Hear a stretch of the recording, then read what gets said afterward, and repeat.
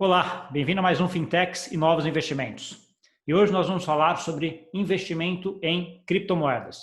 Como fazer? Tem uma forma fácil de fazer para quem não quer ter ali aquela administração de chave pública, chave privada ou não. No Brasil, dá para investir em fundo de investimento? Dá.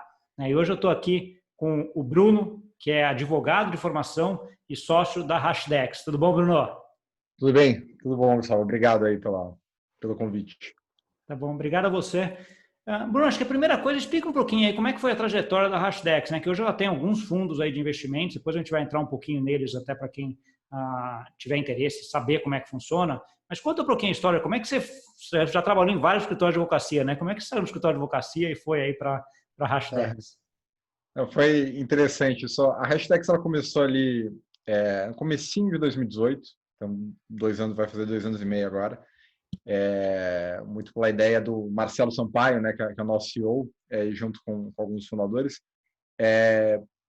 Assim, tem uma ideia de que startup boa é aquela que resolve um problema do dono, né? Assim, o Marcelo era um investidor de longo prazo em cripto, assim, já estava em Bitcoin, acho que desde 2011, mais ou menos, e sentia assim a dificuldade com certas coisas, né, de assim tanto de custódia, né, segurança e tal, quanto rebalancear a carteira, ter uma exposição de uma maneira mais equilibrada, né? Quando você tentava fazer aquilo na mão era muito difícil e tal. E ele falou, opa, ele viu que tinha um espaço ali a ser preenchido, que nos Estados Unidos você até tinha uma ou outra empresa fazendo isso, especialmente a Grayscale, mas fora dos Estados Unidos uma coisa ainda muito incipiente, assim, né? Ainda uma outra gestora em um outro país e tal.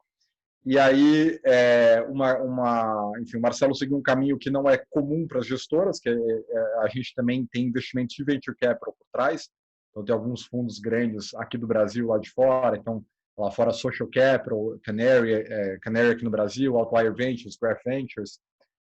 Também, assim, algumas pessoas-chave do mercado financeiro e tal. Então, a gente conseguiu um grupo interessante ali no Equity para ajudar a resolver os problemas de cripto, né? Assim, começando aí com asset management. Então, essa foi a ideia inicial e criando produtos que tivessem um grau tal de estrutura e governança que mesmo o investidor institucional mais exigente ficasse confortável em colocar dinheiro na classe de ativos. Então, da exposição só o que importa, que é a variação do preço, vamos dizer assim, né? Assim, ele não tem que se preocupar com coisas que ele não se preocupa quando ele investe em ouro, quando ele investe em equities, quando ele investe em bonds, né? Assim, como é a custódia disso, como que é a governança disso daqui e tal. Então, a gente identificou todos ali os pontos críticos para falar, bom, se eu for sentar com alguém do endowment de Yale, do endowment de Harvard, o cara vai olhar isso daqui e vai dizer, tá bom, num produto estruturado dessa forma eu posso investir, eu consigo investir, meu mandato permite, né? Então,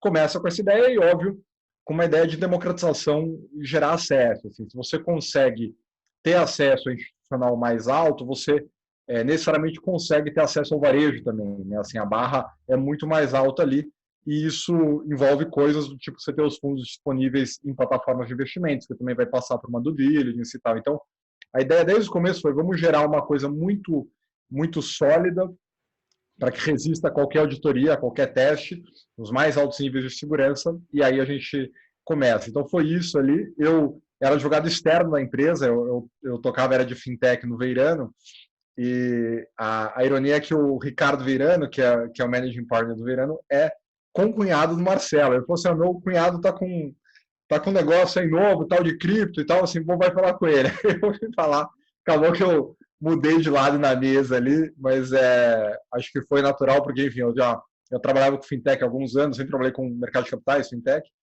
e já estava com aquele comichão, assim, vendo a revolução de fintech acontecendo, né, uma série de coisas, coisas muito interessantes passando pela minha mão como advogado, assim, e eu ali do lado só prestando consultoria, né? Você falou, bom, acho que tá na hora de eu pular para o outro lado. Então, o começo foi interessante. Aí o Marcelo até falou, pô, e o Rick? Tá falando, pode deixar que o Ricardo é tranquilo, eu falo com ele.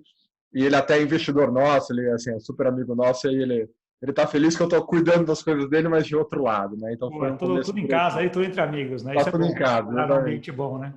Uhum. Bruno, então assim, o primeiro fundo que vocês lançaram é um fundo institucional, né? Então, para grandes empresas, grandes investidores. Esse foi o primeiro fundo. Isso.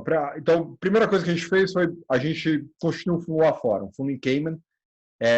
E aí, nessa linha de, bom, vamos fazer a coisa mais sólida possível para poder vender no mercado americano e, né, em outros mercados e tal, a gente fez uma oferta americana, então uma Reg D, Reg S, que a gente chama, né, Reg D para investidores americanos, Reg S para investidores de fora, com o Davis Polk. Eu trabalhei no Davis Polk um tempo em Nova York. O Davis Polk é considerado o melhor escritório do mundo de mercado de capitais, eles têm uma presença muito forte na SEC, eles lideram as discussões de cripto, então, até quando eu estava lá em 2015, eu lembro uma coisa que estava rolando, que eu acompanhei e tal, era até o ETF dos Winklevoss, né, que foi a primeira tentativa de ETF, que, aliás, já foi e voltou várias vezes e tal, mas naquela época já estava acontecendo isso. Eu lá olhando, falei, pô, isso 2015, o Brasil, essa conversa nem, assim, conversa institucional de cripto não existia, e eu vendo a seriedade da coisa. Até então, o que eu sabia de cripto era, assim, era daqueles amigos mais techs, assim, muito envolvidos, assim, acompanhava, sabia o que era o mercado, não investia ainda,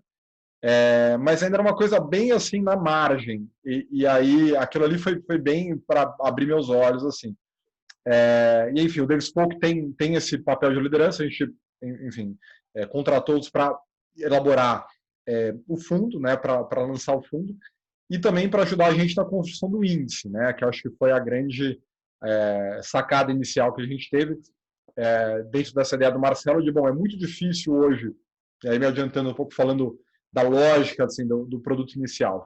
É difícil hoje você dizer quem vão ser os ganhadores, assim, né, desse mercado. Só que a gente tem uma convicção de que o mercado vai para frente. A gente, entendendo os fundamentos, sabendo o que criptoativos podem entregar, a tecnologia por trás, o que cada um significa, né? Assim, essa ideia de que não é tudo moeda, não é que tudo quer ser moeda. Muitas vezes a discussão cai nisso, né? Mas o Bitcoin vai substituir o dólar, que é uma discussão super interessante, mas ela acaba tendo uma força de gravidade ali, que nas ideias se aglutinam em torno dela. E tem uma série de coisas, né? Quando você começa a explicar, você explica o Ethereum, você explica o Brave, você explica, né, o Storage, Filecoin, assim, tem tantas coisas tão legais, e a nossa tese, ela parece muito a da Andreessen Horowitz, né? Aquela ideia de, olha, a cada 20 anos, mais ou menos, você tem uma mudança de plataforma computacional.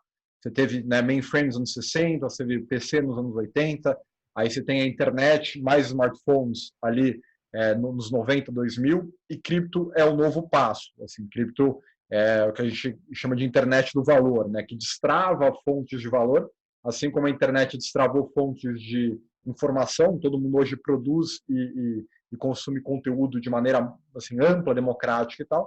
A gente entende que cripto faz isso por valor, destrava o valor.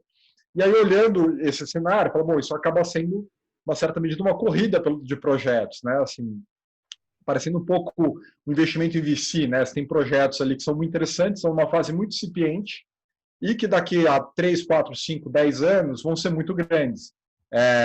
No mercado financeiro é interessante, porque a ideia assim vai para dinheiro e o cara ainda não vê que ele não usa aquilo ali.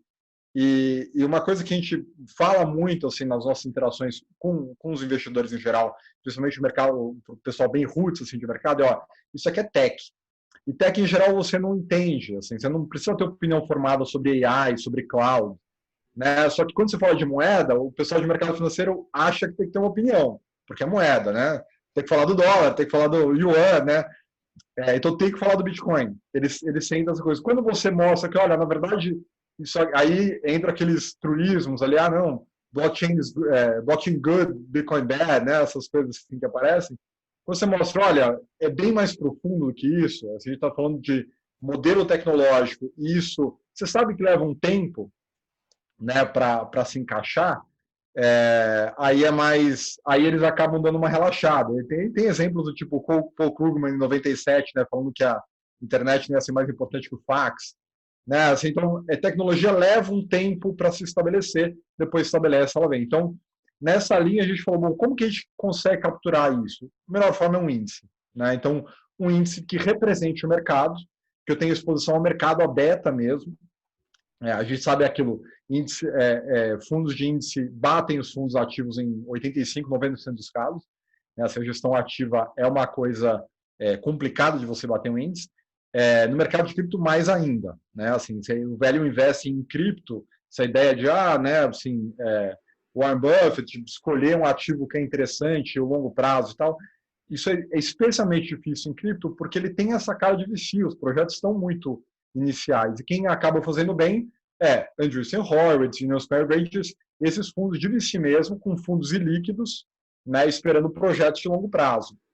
Então, já que, bom, não vamos tentar bater o mercado, e é interessante isso, depois que a gente constitui o índice, você pega alguns fundos por aí ativos, assim, em vários lugares do mundo, consistentemente perdem do índice, do nosso índice, né, do HDAI.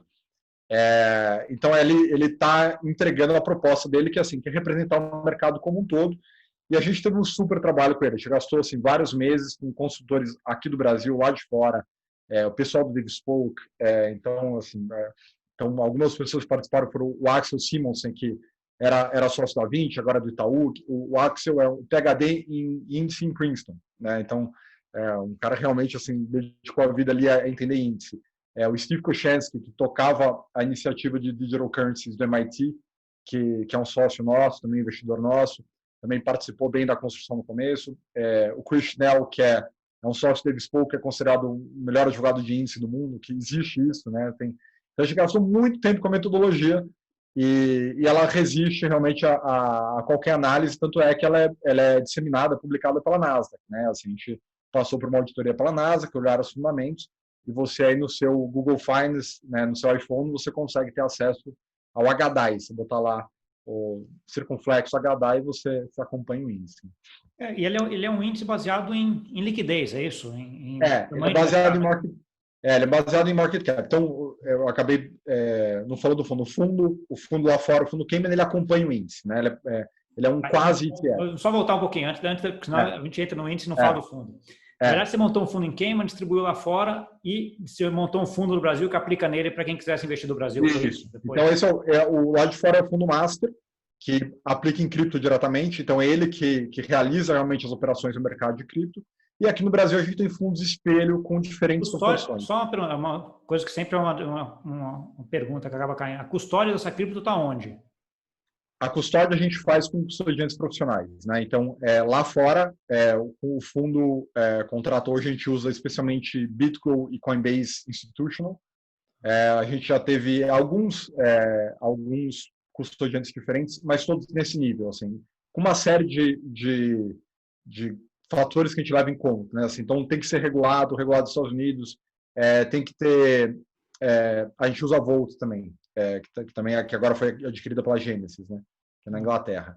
A Volt é na Inglaterra e a Genesis nos Estados Unidos. Então, a gente sempre oscila ali, sempre tem em geral, 3 ou 4 custodiantes, a gente faz uma gestão de risco ali, mas custodiantes regulados, com seguro, né, enfim, com os padrões mais altos de segurança, de Deep Cold Storage, Glacier Protocol, aquelas ideias todas assim de a gente não tem acesso à chave privada, a gente nunca vai ter acesso à chave privada, é um risco que o gestor não deve correr, é impensável você gerir dinheiro dos outros guardando um ledger, um pendrive dentro de um cofre, ou no escritório, ou, né, assim, ou na exchange. Assim, você pode fazer isso com o seu dinheiro, né, assim, tem a ideia do not your keys, not your coins, super respeito, assim, acho super válido para o investimento pessoal, mas quando você está lidando com o dinheiro dos outros, você não pode se dar o luxo disso, e essa é uma tecla que a gente bate muito, tá? A gente, isso obviamente tem um custo para a gente, tem um custo de trabalho, tem um custo financeiro para manter essa estrutura, mas para a gente é a única maneira que é possível fazer, tá? Acho que é uma coisa fundamental.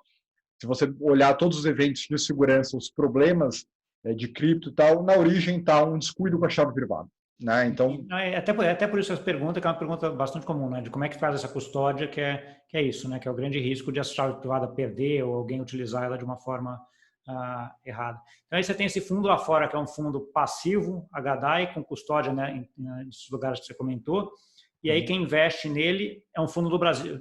São alguns fundos no Brasil, é isso? Isso. No Brasil a gente tem 3 fundos. São o Voyager, o Hashdex Voyager, Hashdex Explorer e o Hashdex Discovery. Então, o Voyager é para investidores profissionais, 100% cripto.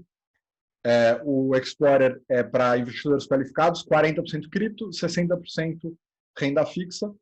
E O Discovery é para o investidor em geral, né, varejo, 20% cripto, 80% renda fixa. Né? Então, a exposição a cripto a gente faz via cotas do fundo lá fora. Os fundos aqui no Brasil, eles são administrados pelo BTG, né? Então também é um fator importante, que assim, que é do mundo de fundos, sabe a importância que o administrador tem. Então a gente passou por um processo longo com o BTG, meses e meses de due diligence para eles aceitarem fazer a administração do fundo. A gente tem uma parceria ótima com eles e você tem uma instituição financeira de primeira linha garantindo que o gestor, enfim, está tomando todas aquelas medidas ali necessárias, né, de cuidados. E, além disso, eles são distribuídos por todas as plataformas, né? Assim, então, BTG, Genial, Guide, Orma, XP, né? Assim, aí cada plataforma tem alguns, não são todas que tem todos, né? Então, o Explorer, na XP, hoje a gente só tem o Explorer, por exemplo, via assessor. Então, varia, né? Mas, enfim, ali está disponível. Se você quer investir, você tem um canal fácil para entrar, seja via direto gestora, né? Pelo próprio site da gestora você consegue investir, ou por uma das plataformas que já tem conta. Então, isso casa muito com a nossa ideia de tirar a fricção, né? Assim, era muito difícil você investir em cripto diretamente. Tem que abrir a conta na exchange, tem que mandar dinheiro para a exchange. Aí você tem que ter algum lugar para fazer a custódia, porque você conhece custódia, você não vai deixar na exchange. Você vai abrir uma conta na Chapo, então você tem uma série de coisas que, se você uma das vantagens que eu vejo de se aplicar via fundo, que é um instrumento que todo mundo já está acostumado, já sabe qual é a legislação de fundo, já está regulamentado, você está aplicando um fundo. Isso é uma vantagem, desde que ele tenha uma estrutura bem sólida, como é o caso de vocês. A proteção, né? Assim, a proteção desse conjunto de participantes. Assim, claro, primeiro a CVM e a Ambima, né, os reguladores, falam, bom, isso aqui é gente séria, começa com isso. Né? Assim, gente séria, né, passou por uma série de processos aqui para poder ter autorização de gestão. Depois, o filtro das plataformas é super importante.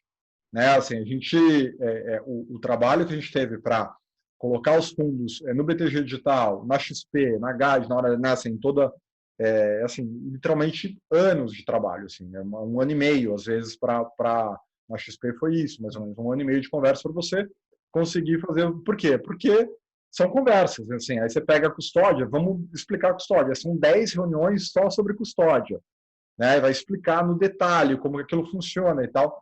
A gente fala muito da custódia, porque, assim, quando você considera fundos de cripto ou investimentos de cripto em geral, a primeira pergunta que você tem que fazer para o gestor é como que é a custódia. E na lata, espere uma resposta na lata, porque é aí que está o risco de ruína, né? Assim, você lidar com solavancos de mercado, acontece, né? O mercado sobe, desce, você lidar com um ativo que desapareceu, isso não existe, né? Isso não pode, esse risco é um risco inaceitável, assim. Então, a gente tem super orgulho dessa validação que o mercado deu, o mercado institucional, porque não é só fruto ali da nossa assistência, tá? A gente conseguiu trazer um nível de educação para muitas dessas pessoas, porque elas entenderam não só o que a gente quer fazer, mas o que o mercado de cripto pode entregar, os fundamentos dele, e além da coisa, cripto é lavagem de dinheiro, cripto é isso, aquilo, né? O que você acaba lendo só no jornal ali de uma maneira muito superficial, e a ponto deles entenderem que aquilo é um produto de investimento interessante para os seus clientes, né? Então, você ter um BTG, você ter a XP dando esse aval, é um sinal de que, olha, tem mérito, aqui tem algum mérito, pelo menos para você avaliar, né? Isso a gente acha muito legal, acho que está cumprindo a nossa missão, abrindo essas portas aí. Sim. Entrando um pouquinho assim, você fala até dessa proporção que você investe no fundo lá fora, que é o fundo cripto, né? De 100% tem mais, depois um de 40%, outro de 20%. Isso é por conta da legislação hoje, né? De como é que está a legislação, que você não pode, por exemplo, para fundo de varejo, ter mais do que 20% de investimento no exterior, no caso, né? Essa é uma questão, assim, que ela transcende cripto, né? Às vezes as pessoas acham que é cripto, mas ela tem a ver com todos os fundos que investem no exterior, né? Então, o fundo para varejo tem uma limitação de 20%, fundo para qualificado tem uma limitação de 40% quando está investindo lá fora. A gente acha que isso é importante mudar. Na verdade, existe um movimento de gestoras em geral há alguns anos que questionam isso, né? Porque Deixa eu aproveitar e colocar dois pontos, acho que é importante. Um que eu queria ver a tua opinião, um é sobre isso, sobre essa diferença de limites, né, de aumento de limites para investimento no exterior de fundos no Brasil. E a segunda é falar um pouquinho sobre o que você acha da CVM em relação a você poder fazer um negócio desse de cripto no Brasil, não precisar montar uma estrutura de fundo lá fora. Como é que você vê esses dois pontos se desenvolvendo? Eu acho que assim, então primeira parte de poder fazer a estrutura no Brasil. Eu acho que com o tempo, naturalmente, isso vai acontecer. Assim, a CVM já deu algumas sinalizações assim de considerar o investimento que você faz lá fora como investimento indireto, se você manter a custódia lá fora. Então, ela já abriu um caminho para você fazer o investimento sem ter o fundo lá fora. A gente, particularmente, gosta da estrutura de fundo lá fora, porque, então, um exemplo, nosso fundo lá fora é auditado pela KPMG. Aliás, um dos únicos fundos de cripto auditado pela KPMG no mundo. É a KPMG Cayman, que tem um conhecimento profundo sobre cripto. Assim, eles rodam nós na blockchain para avaliar se você tem aquilo ali, o cara tem uma interação com o seu tem um conhecimento técnico mesmo de cripto, que no Brasil ainda não existe. Assim, então, no Brasil, o nosso auditor ele só audita a cota do fundo, é muito mais fácil, né? Então, lá fora tem um ecossistema mais preparado, tá? Então, assim, ainda tem vantagens, a gente acha, de fazer lá por fora. Então, a gente tem uma coisa do nosso fundo, é que a gente tem um board independente lá fora, que é então, uma pessoa do mercado de fundos mesmo, de Cayman, outra pessoa de Nova York, que conhece muito cripto, o mercado de fundos lá, o John D'Agostino, o outro é o Mark Fagan, que trazem muito conhecimento para a gente, assim, ajudam muito a gente em várias coisas. Então, a estrutura lá fora, ela tem valor. Agora, acaba sendo uma coisa que limita um pouco as possibilidades do tipo de investimento que você quer fazer. Sempre que você quer mudar a política de investimento do fundo, vai constituir um novo fundo lá fora, é complicado, né, assim, não é caro, é uma estrutura cara. Então, isso eu acho que fatalmente vai mudar. Acho que daqui a pouco a gente vai ter mais clareza até nisso. E isso meio se confunde não, vai de encontro aí à questão dos limites, que acho que assim, tem uma visão do passado da CVM, não necessariamente ligada a cripto, aliás, ligada a investimentos em geral, mas é realmente do passado. Eu sei que não é a visão hoje da SIM, né, que é a superintendência que regula os fundos, e da autarquia como um todo, de uma visão muito paternalista em relação ao investidor. Né? Antes do passado, temos que proteger o investidor para ele não colocar o dinheiro em coisa errada. E hoje é muito mais você assim, dar uma isonomia de tratamento de informações, garantir um nível básico de regulação e de acesso e tal, obviamente coibir abusos, mas não tentar direcionar o dinheiro do investidor, porque essa decisão é do investidor. Então, isso é óbvio, é você evitar golpes do tipo boi gordo, mas, ao mesmo tempo, você não ter, assim, necessariamente estruturas que impedem o investidor de colocar dinheiro lá fora. Porque essa gestão do patrimônio é uma decisão do investidor, né? E isso eu acho que vai mudar. Isso não tem como não mudar. Você já tem caminhos hoje para fazer isso sem precisar dos fundos aqui no Brasil. Então, um exemplo é a Evans, né? Você abre... E até caminhos, né, Bruno, que acho que é uma coisa importante, que antigamente, quando você estava falando de caminhos para esse investimento exterior, era coisa de milhões, né? Você precisava ter muito dinheiro, né?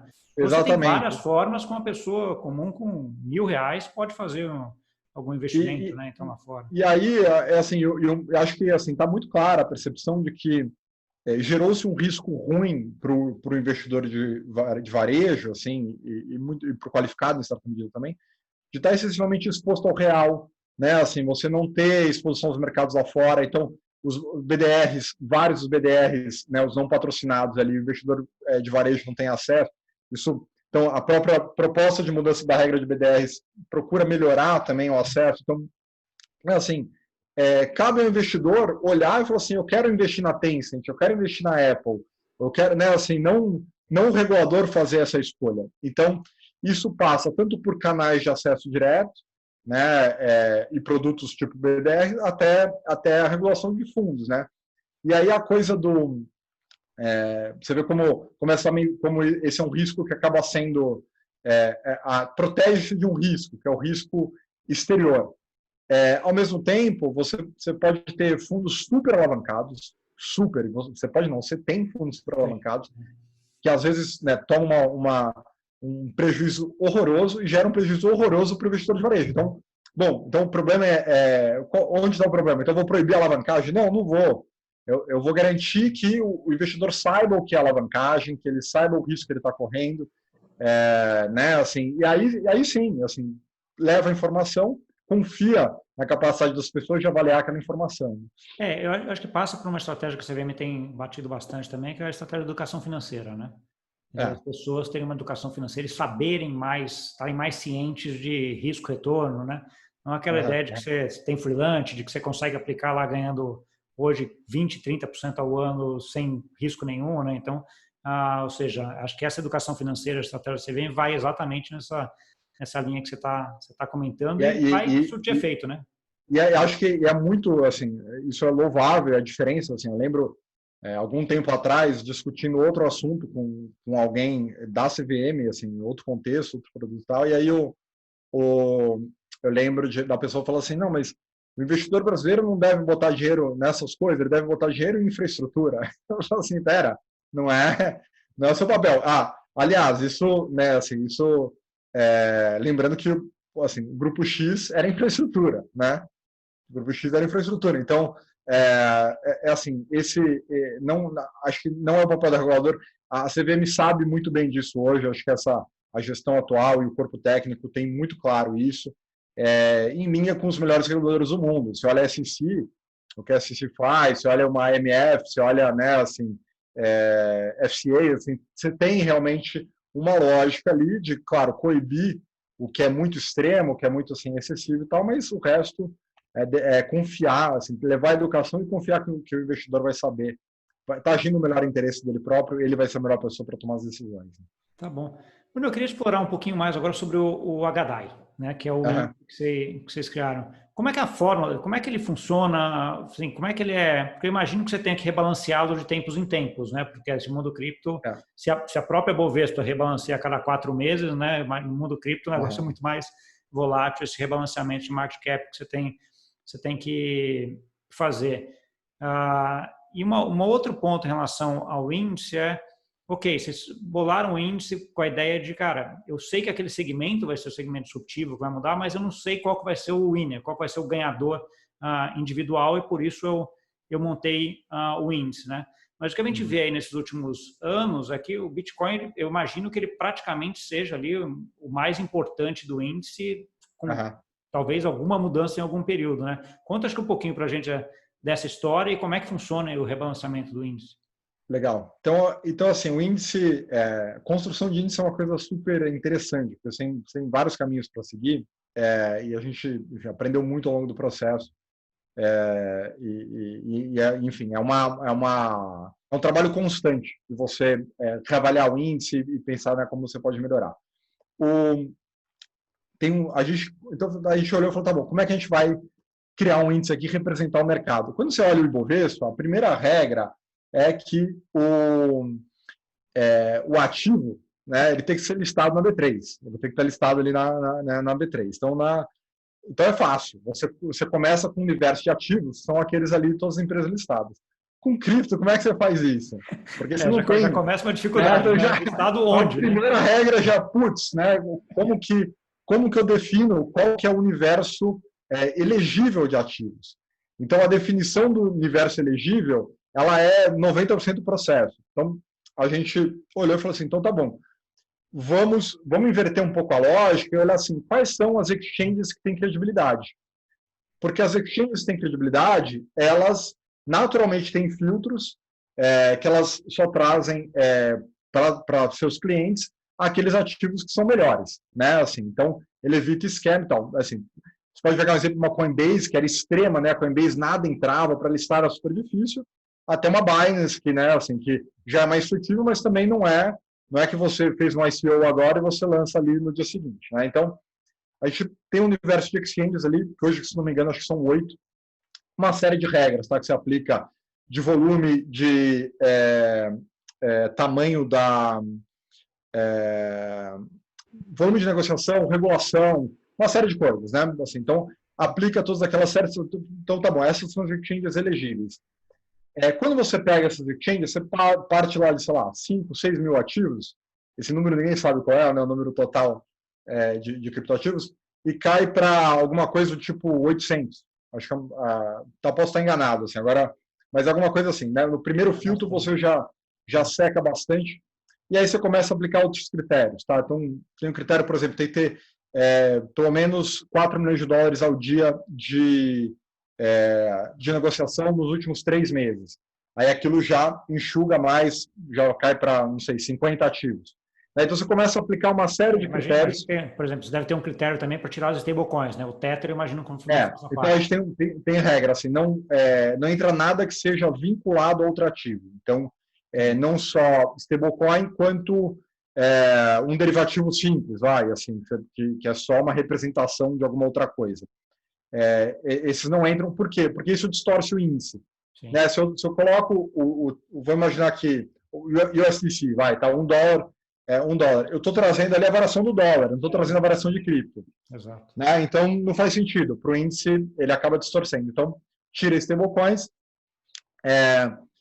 Outro critério que a gente aplica é representação de mercado. Tem que ter pelo menos 0,25% do mercado. Né, porque senão é muito pequeno, não vai ter tanta, não vai fazer diferença no índice para o resultado do índice. E o último critério é custódia institucional. A gente só incorpora ativos que podem ser custodiados, porque a ideia do índice é que ele seja replicável, né? Assim, o critério, um dos critérios quando você avalia índice, se o índice é bom, é a replicabilidade dele. Então, um índice que um hedge fund consegue pegar e falar, eu reproduzo igualzinho. O S&P é muito bom por isso. Qualquer fundo no mundo consegue, de alguma maneira, produzir aquilo ali. Então, nesse sentido, eu preciso ter ativos que um hedge fund lá de Nova York possa colocar na carteira. Não posso colocar, né, uma moeda, né, assim, o Flamengo Coin, o Flamengo acabou de lançar uma moeda ali, que ninguém custodia, que tem só o quê? Isso aqui é esquisito, não entra. Isso gera eventos, né? Assim, já aconteceram em momentos em que você tinha um ativo crescendo até no mercado, mas era um ativo que não tinha confiança do mercado ainda e não tinha custódia. Você vai falar, Bitcoin não custodia, Kingdom Trust não custodia, Volt, Coinbase, falou, bom, isso aqui.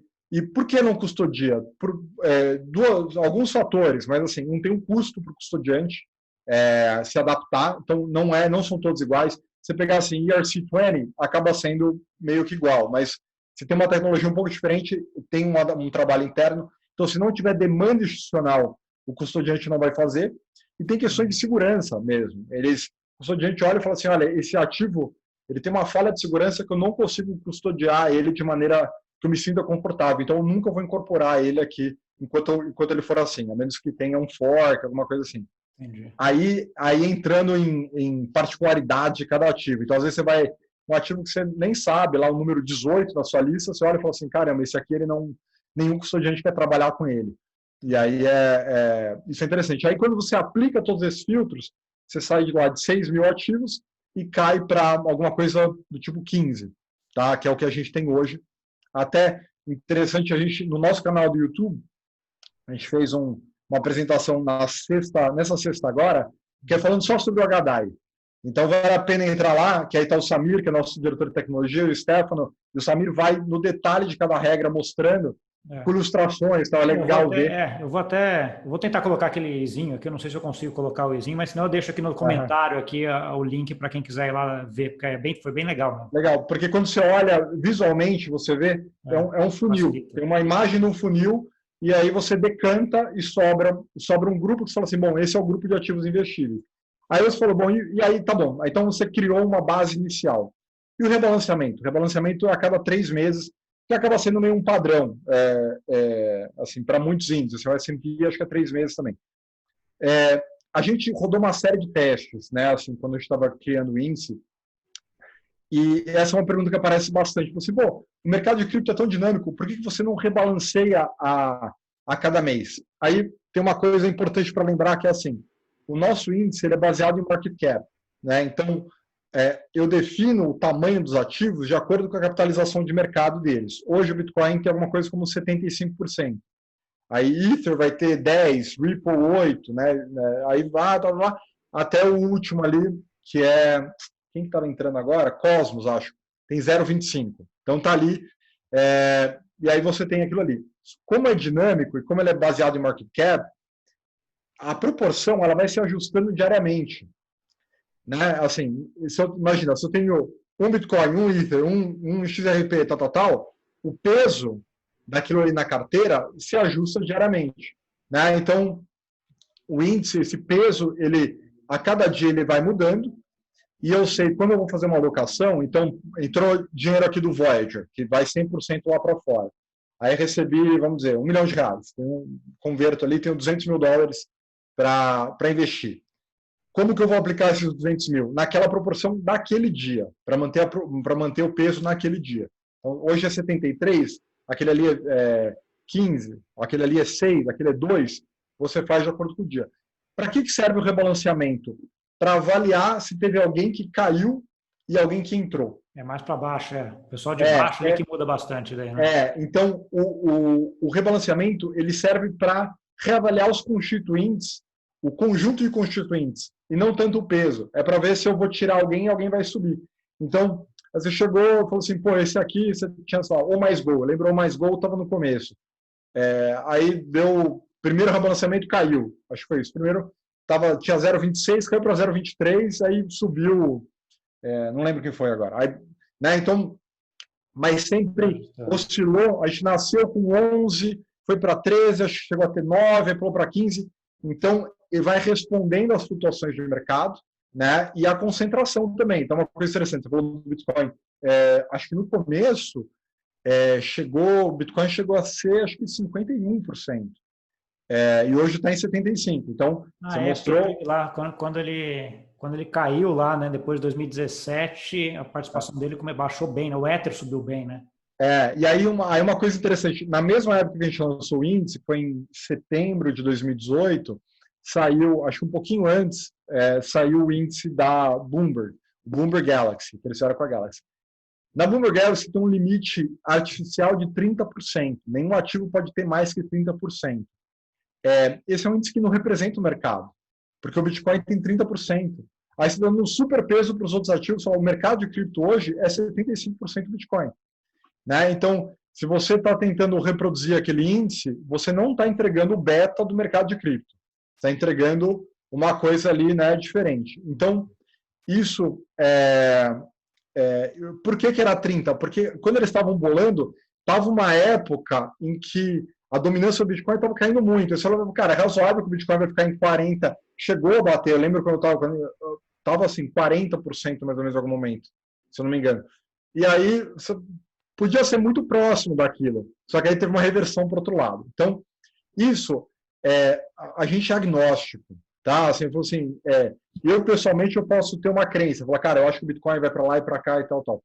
Mas o que a gente quer fazer com o produto? É que a gente quer entregar o mercado de cripto. O mercado de cripto hoje é esse. Eu posso, às vezes aparece uma pergunta de Ripple, né? XRP, fala, porque Ripple, sei lá o que, tem os haters e tal, sei lá o que. Olha, você pode pessoalmente não gostar. O mercado de cripto ainda tem muito dinheiro dentro desse negócio. Então, enquanto tiver dinheiro, o índice tem que representar. Senão você está pegando o Ibovespa e falando, eu não gosto do Banco do Brasil, porque é estatal. Assim, tá bom, mas tem peso, tem dinheiro, tem, né, assim, as pessoas estão aqui, ou não gosto de Petro, eu queria um índice sem Petrobras. Por quê? Porque, né, não é o nosso índice. Por quê? A gente teve muita discussão sobre isso, tá? Muita, assim, e aí que eu falei que é interessante a vida do índice. É aquilo que a expressão que eu usei antes, da que a gente está falando de política e tal, é slippery slope. Você abre a porta para uma coisa, se eu abro uma exceção, você fala assim, não, esse projeto é muito centralizado, eu vou tirar esse projeto. Bom, você está fazendo uma avaliação qualitativa de um projeto, você vai ter que aplicar para todos. E assim, o índice bom, quando eu falei da replicabilidade, você precisa ter critérios objetivos. Você tem que deixar o mínimo na mão do comitê de índice. A gente tem um comitê de índice que se reúne a cada trimestre para fazer o balanceamento, para avaliar e tal.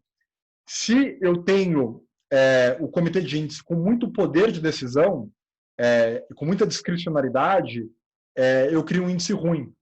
Né? Porque eu posso virar e falar, não, agora... Então, você está vendo tem quem que era? A Steam, né? A Steam, aquela rede social de cripto que está tendo Quem que é, cara? O chinês, o Tron, né? O Justin, lá do Tron, tá comprando Steam, aí tá gerando uma confusão. Aí uma hora você vira e falou assim, não, agora o Justin tem Tron demais, eu acho que eu tenho que tirar, quer dizer, tem Steam demais, tem que sair do mercado. Você começou a colocar a decisão na mão de 3, 4, 5 pessoas sentadas numa mesa para representar o mercado. Eu lembro de uma coisa, só pegando o que você estava fazendo, eu estava lembrando aqui, quando eu entrei no mercado financeiro, grande parte da dívida brasileira era num título chamado NTNH, que era indexado a TR. Não sei se a gente já ouviu falar nisso daí. Não. Ele era indexado a TR. Então, os bancos carregavam aquilo lá, porque a TR replicava um pouco os juros de curto prazo, etc, etc. E em determinado dia, o governo resolveu criar o tal do redutor da TR. Então, a TR, a partir de tanto, vai ser aquela TR calculada daquele jeito, menos um redutor. Morreu o mercado, né? Então, o que você está dizendo é um pouco disso, né? Você não pode ter uma coisa que, discrecionalmente, alguém resolva mudar o índice, né? Então, assim, você tem que ter regra muito clara, que é exatamente o que você está comentando em relação ao HDI, né? Tudo bem definido, bem claro. Isso. Todo mundo já sabe, antes de chegar à reavaliação, com 97% de chance, como é que vai ser o índice. Porque aí você cria e você evita uma série de coisas, tipo front-running, né? Assim, você tem quando o mercado começa a ficar grande, relevante, você é um fundo relevante investir naquele mercado, se você tem um índice, né? Assim, acaba sendo um cupom, assim, vazou informação que o cara vai aumentar, vai diminuir. Então fica uma coisa super complicada de controlar. Eu lembro quando eu trabalhava no Davis Polk, Davis Polk fazia na época 3.400 derivativos por ano. É um número que, muito impressionante, assim, porque são 70 novos derivativos por semana, né? Assim, 10 novos derivativos por dia, muita coisa. E eu lembro até o Krishnel falando isso, olha, você tem que avaliar um índice, quando você vai criar um derivativo em cima do índice, tal, né, a solidez daquele índice, porque ainda mais derivativo você pode ter, né, um negócio alavancado, uma loucura e tal. E aí tinha um produto que era um derivativo do índice de frete do Mar do Norte. E os caras falaram, como é que é esse índice de frete do Mar do Norte? Foram olhar, tal. E aí, no fim, eram assim, 3 caras da Suécia que sentavam na mesa e falavam assim, agora é 100 coroas. Era assim, não era uma decisão de um comitê completamente discricionária. Aí o índice é muito ruim, né? Então, o nosso índice é assim, a gente não toca nele. Aí tem uma diferença entre a gestão do índice e do fundo, né? Então, o índice está ali. Então, qual é o meu mandato como gestor do fundo lá fora? Eu tenho que acompanhar o índice. Tá? Eu vou reproduzindo e tal e tal. Quando que eu não posso mexer no índice para falar assim, eu quero tirar BSV, né? Bitcoin BSV porque eu não gosto. Não posso fazer isso no índice, porque o índice tem que representar. Mas no fundo, em determinadas circunstâncias eu posso. Isso aconteceu quando teve o fork do Bitcoin Cash, ali no fim de 2018, né? Fim de 2018.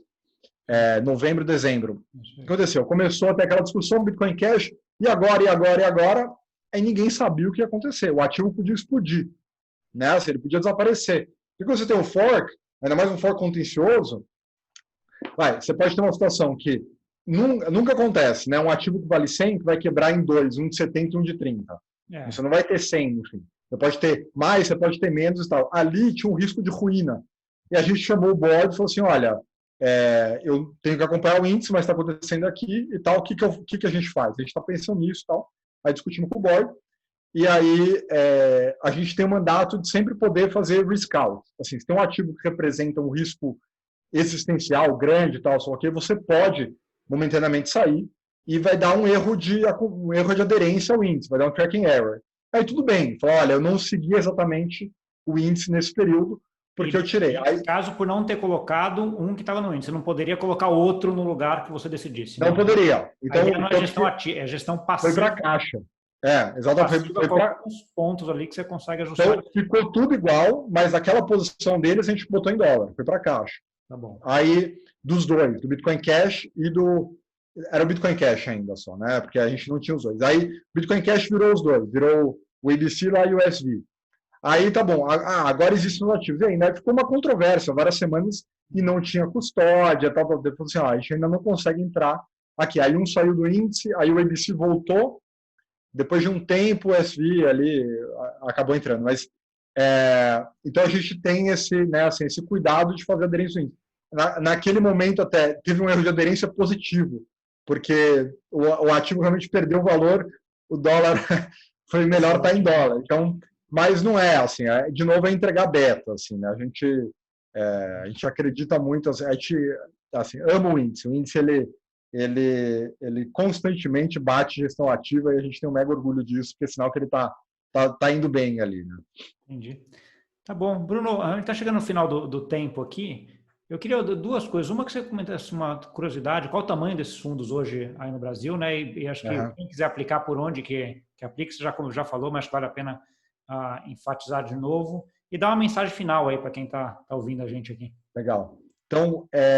Então, os 3 fundos no Brasil, o fundo lá de fora a gente não pode falar porque a gente não vende ele no Brasil, né? Mas ele é um fundo grande já. Os 3 fundos no Brasil, a gente deve ter hoje algo como 60 milhões de reais. Deve estar nessa faixa, tá? Os últimos meses foram ótimos, né? Assim, realmente a gente sente que o mercado sofreu ali em março, mas recuperou super bem. Abril foi um mês incrível, né? Assim, o Voyager, que é o nosso fundo profissional, que tem exposição ao dólar também, esse ano ele está dando uma coisa como 70% positivo, alguma coisa assim. Então, enfim, a gente está vendo uma captação grande aí diária em todas as plataformas. Acho que, enfim, nosso trabalho adiante é, claro, novos produtos, os produtos em todas as plataformas, isso vai continuar ao longo do tempo. Acho que a coisa mais importante para o investidor é realmente, para quem não tem a posição em cripto, avalia, é importante avaliar, assim, é um ativo descorrelacionado, né, tem um Sharpe altíssimo, ele tem um comportamento diferente do resto do seu portfólio, e isso por si só já cria mérito de portfólio, né? Claro que sempre com responsabilidade. A gente fala, assim, procura não passar de 5%, a menos que você seja como agente da gestora que realmente acredita no setor, tem níveis perigosos aí do patrimônio, assim, realmente uma alocação muito grande de patrimônio nos nossos fundos mesmo, no mercado, mas que denota, assim, nossa crença realmente, a gente acha que o mercado vai muito para frente. Mas, assim, acho que é uma boa hora já para avaliar com seriedade, especialmente quando você olha lá fora e vê coisas como endowment de Yale, né? David Swensen, melhor endowment do mundo, né? Esse endowment mais respeitado do mundo, tem investimento ali no fundo da Andreessen Horowitz. O endowment de Harvard, de Michigan, você pega aí indo para os hedge funds, Renaissance, né? Gene Simons, curiosidade, Gene Simons... E aí um ponto que você falou, que acho que é um pouco, todo mundo começando pequenininho, mas já começando e fazendo até para aprender e com uma visão de longo prazo, né? Então, assim, esses endowments têm visão aí de 20, 30 anos, né? Não é aquela coisa para ganhar a semana que vem, né? Então, muita gente pergunta assim, tá uma hora boa de entrar? Eu falo assim, cara, qualquer hora é boa, porque o mercado está no começo, tá? Assim, não tenta arbitrar. A gente já teve muito investidor maior, né, que a gente acaba... O que vem das plataformas a gente não acompanha, mas o que acaba vem direto a gente, às vezes uma boleta muito grande, a pessoa fica tentando medir no momento. Não, mas agora subiu 200, subiu 500. Assim, cara, a gestão ativa desse negócio ela é extremamente difícil para quem conhece o mercado muito bem. Você está entrando agora, você está querendo avaliar se 8 mil está caro ou 9 mil está caro, não é assim, no universo de tempo de 5 anos, eu tenho convicção que essa diferença é irrelevante. Se você está entrando em 6 mil, 7 mil, 12 mil, 13 mil, assim, não vai fazer diferença. Isso faz diferença em 12 meses, em 18, mas assim, para 3, 4, 5, a gente propõe realmente investimento a longo prazo, não faz. Então, longo prazo, com cautela, mas para botar um pé na água, para se forçar a estudar e acompanhar, você vai acabar acompanhando, vai entender melhor o mercado. Aí você pega assim, os melhores endowments, os melhores hedge funds do mundo, né? Eu falei da Renaissance, o Jim Simons, aliás, que é criptógrafo, né? Ele trabalhou na NSA ali no começo dos anos 70, então um cara que entende isso daqui. O Paul Tudor Jones, né? Assim, você vê os grandes bancos, a Fidelity, enfim, que tem um play grande, gigante de cripto e tal. Assim, Wall Street já se mexeu. A coisa, muito do nosso trabalho é trazer para o Brasil informação do que está acontecendo lá fora e o Brasil não percebeu ainda. Fala, pessoal, olha lá fora. Você vê o GBTC, que é aquele, né, acaba sendo um fundo de Bitcoin, parecido com o fundo de Bitcoin da Grayscale, é o 5º produto mais negociado entre os millennials ali na Charles Schwab. A Charles Schwab é a inspiração da XP, uma plataforma americana, Então, os millennials negociam mais Bitcoin do que Netflix. Sabe? Não, Assim, isso tem tá uma acontecendo. série de coisas e tal. Claramente está havendo um movimento, até todo mundo entrando. Os que não estão entrando também estão falando por quê, né? Um pouco da Goldman Sachs, saiu o relatório dela É, semana passada ali, já justificando por que eles acham que não é, etc. Mas assim, tá todo mundo olhando, todo mundo falando, né? Então acho que é o ponto que você falou, assim, vale a pena você ir estudar, começa devagar, pelo menos, investe um pouco, com visão de longo prazo, que aí a chance de você começar a gostar como o Bruno e como eu, no final das contas, é grande, né? Porque você vê a tecnologia e vê o quanto isso pode mudar, né? Então acho que isso aí tem sei lá, é questão de começar a ver, e é importante começar porque isso aí vai tomar cada vez mais parte aí da nossa vida. Bruno, a gente chegou no tempo aqui. Obrigado aí pela conversa, aí, pela todo esse monte de informação que você trouxe aí, sobre tudo, e parabéns aí pela trajetória da Hashdex nesse período e que, pelo jeito, vai ter uma trajetória longa aí de muito sucesso para frente. valeu, muito legal. Quem quiser mais informações, entra lá no site, né, hashdex.com. Entra no canal do YouTube também, da Hashdex, você vai ver lá, tem alguns vídeos com lives e tal, e tem um vídeo explicativo que a gente fez, fica muito legal, que é uma animação, um videozinho de 5 minutos, que é Por que cripto tem valor, que é uma, assim, hoje a gente acabou não falando lembrado, muito disso. bem Né, lembrado, assim, eu usei eu vou deixar aqui embaixo também esse link também, ou aqui em uh-huh, cima, eu vou arrumar um jeito de deixar aqui, fica tranquilo. Esse eu usei numa aula que eu dei sobre cripto a semana passada, achei ótimo esse vídeo. Parabéns, que ele é super fácil, assim, super ilustrativo. É claro que tem simplificações ali, mas assim, a ideia geral do que. Porque senão fica muito assim, dinheiro de mentira na internet. Não, não, peraí, vamos entender um pouquinho melhor aqui. E ajuda bastante, ele ajuda a entender. Assim, minhas tias velhinhas estão entendendo, então eu senti que está cumprindo a missão. Boa, boa. Parabéns, obrigado de novo então, Bruno. E Valeu, para obrigado. você que nos viu aí, muito obrigado e até semana que vem.